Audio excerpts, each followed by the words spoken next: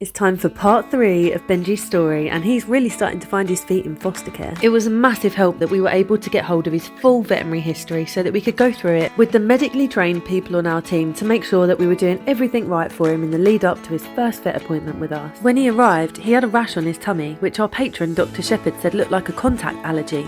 By the next day, it had gone, so that's really good news. His nails are a little bit long, but nothing that can't be sorted with some regular trims. He'd had an epilepsy medication review just a month before his arrival, and he seems quite stable on the dosage that he's on, so he was booked in for the following week because the immediate priority was helping him to decompress and feel safe in his new environment. And in the meantime, we got advice from veterinary nurse Shakira, who talked us through a fear-free protocol that she felt would be really helpful for him when the time came for his appointment. Foster carer Marion is helping him to not build any separation anxiety by leaving all the doors open in the house, that way he always knows that she's nearby. That weekend, his behaviourist Jessica accompanied me to Pets at Home. We decided to use our Lifeline vouchers to buy some food for him, which is going to help him lose a bit of weight whilst being very tasty at the same time. Prior to starting on his new raw food diet, Bengie was eating the same food that he had in his previous home, but he was needing a lot of encouragement. We reached out to some members of his previous family and found out that he doesn't like ceramic bowls.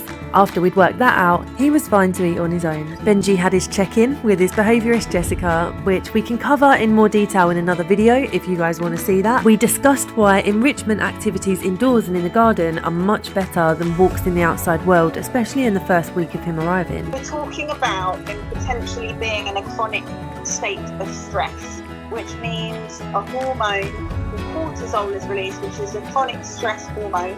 And anyway, long story short, the more he sniffs, the calmer he'll be, because that lowers that stress hormone.